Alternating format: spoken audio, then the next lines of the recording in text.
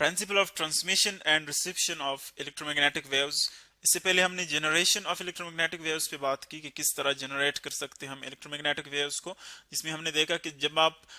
Electric charges को accelerate करते हैं, यानी एक तो उनकी स्टेशनरी स्टेट है, जब वो एट रेस्ट होते हैं तो उनका एक ही इलेक्ट्रिक फील्ड होता है, लेकिन जब आप उनको एक्सेलरेट करते हैं, उनको मूव करते हैं और एक्सेलरेट करते हैं, तब उनके इलेक्ट्रिक फील्ड के साथ साथ मैग्नेटिक फील्ड भी प्रोड्यूस होता है, जो कि दोनों अल्टरनेटिवली चेंज होते हैं, वेरी करते हैं, और इस तरह दोनों की वेरिएशन की वजह से हमारे पास जो डिस्टरबेंस, स्पेस में जो डिस्टरबेंस प्रोड्यूस होता है अराउंड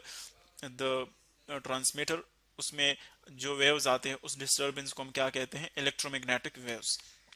जिसमें हमने देखा कि एक्चुअली इलेक्ट्रिक फील्ड भी होता है, मैग्नेटिक फील्ड वेक्टर भी होता है, और उसकी हमने जो प्रोपेगेशन है वो हमने देखा कि एक्चुअली अगर आप उसको डायरेक्शन और उसकी जो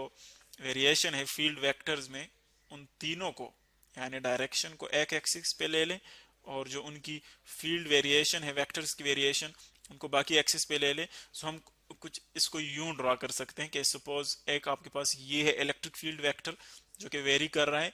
अल्टरनेटिवली, यानी उसकी वैल्यू जो है देखिए हर एक पॉइंट पे चेंज हो रही है। अल्टरनेटिवली का मतलब ये है कि यू जो आपके पास वेव फॉर्म आ रहा है, इसकी हर एक पॉइंट पे डिफरेंट वैल्यू आ रही है। इसी तरह अगर हम देखें कि जब इलेक्ट्रिक फील्ड वेक्टर चेंज होगा तो उसके साथ साथ मैग्नेटिक फील्ड वेक्टर भी चेंज होता है, यानी वो मैग्नेटिक फील्ड वेक्टर प्रोड्यूस भी कर रहा है और वो साथ साथ चेंज भी हो रहा है। सो उसको हम यूं ड्रॉ कर सकते हैं, जो मैग्नेटिक फील्ड वेक्टर प्रोड्यूस होगा उसको हम यूं ड्रॉ कर सकते हैं। यहाँ पर ये मैग्नेटिक फील्ड वेक्टर हम ड्रॉ कर रहे हैं, ये मैग्नेटिक फील्ड वेक्टर, यानी एक्चुअली इलेक्ट्रिक फील्ड जब आप चेंज करते हैं सो मैग्नेटिक फील्ड प्रोड्यूस होगा, मैग्नेटिक फील्ड जब आप वेरी करते हैं सो इलेक्ट्रिक फील्ड प्रोड्यूस होगा। तो इस तरह हम इसको ड्रॉ कर सकते हैं यूं, और इस तरह ये आपके पास आ जाएगा अनदर, जो उसका रिवर्स डायरेक्शन है वो आ जाएगा। यानी आप देख रहे हैं कि दोनों जो है वो वेरी कर रहे, एक दूसरे पर डिपेंड कर रहे हैं। अगर हम इसकी जो इलेक्ट्रिक फील्ड की जो वेरिएशन है देखें, वो अल्टरनेटिवली चेंज हो रही है, इंक्रीज हो रही है, पीक वैल्यू तक पहुंचती है, फिर वो डिक्रीज हो रही है जीरो पर, फिर ये देखें रिवर्स डायरेक्शन में अल्टरनेटिवली का मतलब है कि वो डायरेक्शन भी, जो फील्ड वेक्टर है उसकी वेरिएशन, उसका मैग्नीट्यूड भी चेंज हो रहा है और उसका डायरेक्शन भी चेंज हो रहा है। इसी तरह जो मैग्नेटिक फील्ड वेक्टर है वो देखिए उसमें भी वेरिएशन आ रहा है, लेकिन दोनों जो है आप देख रहे हैं कि एक दूसरे को परपेंडिकुलर है, दोनों एक दूसरे के साथ 90 डिग्रीज का एंगल बना रहा है, परपेंडिकुलर है। सो दोनों फील्ड वेक्टर्स हमने देख लिए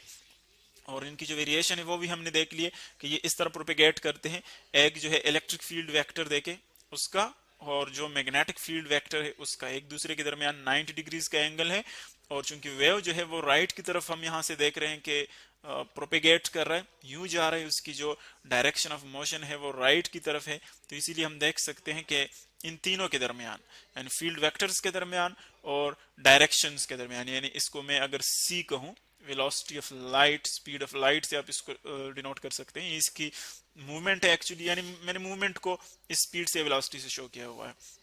सो तीनों के दरमियान एंगल क्या है, 90 डिग्रीज, यानी हम यूं लिख सकते हैं E is perpendicular to B, E is perpendicular to B, इन दोनों फील्ड्स के वेक्टर भी 90 डिग्री का है दरमियान एंगल। इसी तरह आप लिख सकते हैं E is perpendicular to C, यानी डायरेक्शन और इलेक्ट्रिक फील्ड के दरमियान भी 90 डिग्री का एंगल है। इसी तरह B is perpendicular to C, यानी मैग्नेटिक फील्ड वेक्टर के दरमियान और डायरेक्शन के दरमियान जो एंगल है वो भी 90 है। सो तीनों जो है वो एक दूसरे के लिए क्या है, परपेंडिकुलर है। ये तो इनकी मूवमेंट है, किस तरह वो स्प्रेड होते हैं स्पेस में। और जब आप फॉर एग्जांपल इसके सामने एक तो जहां से आप इसको प्रोड्यूस करते हैं उसको हम क्या कहते हैं, ट्रांसमीटर, ट्रांसमीटर ये आ गया ट्रांसमीटर, जहां से आप चार्जेस को एक्सेलरेट करते हैं, सो इलेक्ट्रोमैग्नेटिक वेव्स प्रोड्यूस होते हैं। तब जब ये प्रोड्यूस होते हैं सो मूव करते हैं इस तरह, इस पैटर्न में ये मूव करते हैं, और आप देख रहे हैं कि जब इलेक्ट्रिक फील्ड वेक्टर जीरो हो रहा है तो उसी पॉइंट के ऊपर मैग्नेटिक फील्ड वेक्टर भी जीरो हो रहा है। इसी तरह जब वो मैक्सिमम पे आता है पीक वैल्यू पर, तो इस तरह मैग्नेटिक फील्ड वेक्टर भी पीक पर आता है। सो दोनों की जो पीक वैल्यूज है, मैक्सिमम वैल्यूज, वो भी एक दूसरे के साथ कोइंसाइड कर रहे हैं, एक ही टाइम पर है, और जो इनकी जीरो वैल्यूज है, मिनिमम वैल्यूज, वो भी एक ही टाइम के ऊपर आ रहे हैं। तो ये तो इनकी वो वेरिएशन आ गई, मैग्नीट्यूड और इसकी जो डायरेक्शन है, किस तरह दोनों फील्ड जो है वो मूव करते हैं। अब अगर हम देखें, जब ये ट्रांसमीटर से प्रोड्यूस होते हैं, मूव करते हैं, तो हम इनको देखिए रिसीव भी करते हैं। जिस तरह कि हम रेडियो से, फॉर एग्जांपल रेडियो आप ट्यून करते हैं, सो आप सुन सकते हैं, उससे आप चैनल सुन सकते हैं। तो जो चैनल्स आप सुन रहे होते हैं एक्चुअली वो रेडियो वेव से आ रहे होते हैं। रेडियो वेव्स ट्रांसमीटर से, यानी जो स्टेशन है रेडियो स्टेशन, वो ये वेव्स प्रोड्यूस करता है, वहां से वो ट्रांसमिट करता है स्पेस में। और इसी तरह हमने यहाँ पर किसी रिसीवर के जरिए हम उसको जो है रिसीव करते हैं, तब एंटीना से वो यहाँ से प्रोड्यूस होते हैं, ट्रांसमीटर से यहाँ पर आते हैं। तो देखिए अब मैनी चैनल्स है फॉर एग्जांपल, तो मुख्तलिफ फ्रीक्वेंसीज के मुख्तलिफ वेवलेंथ्स के जो वेव्स है वो प्रोड्यूस करते हैं। यानी हमने पहले भी देखा था कि स्पीड इनकी कांस्टेंट है, लेकिन जो फ्रीक्वेंसी और वेवलेंथ है वो सबकी डिफरेंट होती है। तो फिर हम क्या करते हैं कि जब देखिए रेडियो का जो नॉब होता है, जब उसको हम ट्यून करते हैं, जो इसका नॉब होता है वो इसका बटन जिससे आप जिसको घुमाते आप मुख्तलिफ चैनल जो है वो चेंज करते हैं। तो जब आप एक इसकी जो फ्रीक्वेंसी है, यानी जो फ्रीक्वेंसी इन वेव्स की है जो आ रहे हैं आपकी तरफ रेडियो की तरफ, और जब आप इसकी रेडियो की फ्रीक्वेंसी इन दोनों को मैच करते हैं, तो एक इफेक्ट आ जाता है जिसको हम कहते हैं रेजोनेंस। ये हम और भी सिंपल पेंडुलम में भी पढ़ चुके हैं कि जब आप जो फोर्स अप्लाई करते हैं सिंपल पेंडुलम पे, उसकी फ्रीक्वेंसी और आपकी पेंडुलम की नेचुरल फ्रीक्वेंसी और आपकी फ्रीक्वेंसी जब मैच कर जाए, सो इनका एम्पलीट्यूड जो है वो इंक्रीज हो जाता है, मैक्सिमम हो जाता है, जिसको हम इस इफेक्ट को हम क्या कहते हैं, रेजोनेंस। इस तरह इसमें भी रेजोनेंस होता है जब इसकी जो फ्रीक्वेंसी आप सेलेक्ट करते हैं वो फ्रीक्वेंसी और इलेक्ट्रोमैग्नेटिक वेव्स की फ्रीक्वेंसी जब मैच कर जाते हैं, सो हमें वो सुनाई देता है। एक्चुअली वही वेव्स हम जो है वो यहाँ पर सुन सकते हैं, उसकी जो चैनल है। तो एक्चुअली रिसीव तो सारे कर रहे हैं, लेकिन जो मैक्सिमम रेजोनेंस इफेक्ट होता है वो वही होता है जिसके साथ, जिस फ्रीक्वेंसी के साथ इसकी फ्रीक्वेंसी मैच हो जाए। तो इस तरह हम उसको क्या करते हैं, रिसीव करते हैं। यानी यूं ट्रांसमिट होते हैं, यहाँ से प्रोड्यूस हो गए इलेक्ट्रिक चार्जेस जो है पॉजिटिव या नेगेटिव, जब वो एक्सेलरेट करते हैं, सो इलेक्ट्रोमैग्नेटिक वेव्स प्रोड्यूस करते हैं, उसको हम कहते हैं ट्रांसमीटर जहां से प्रोड्यूस होते हैं। फिर ये ट्रांसमिट करते हैं, प्रोपेगेट करते हैं, ये जब ये मूव करते हैं इसको हम कहते हैं प्रोपेगेशन। ये इसकी प्रोपेगेशन आ गई। नेक्स्ट आप इसको रिसीव कर लेते हैं, और इस रिसीविंग को जब हम उसको किसी भी वायर के जरिए, रेडियो के जरिए, किसी भी चीज के जरिए रिसीव करते हैं, उसको हम कहते हैं रिसेप्शन। तो इस तरह हम उसको रिसीव करते हैं। तो आपने देखा कि ये एक्चुअली सिंपल प्रिंसिपल्स हैं, जनरेशन, ट्रांसमिशन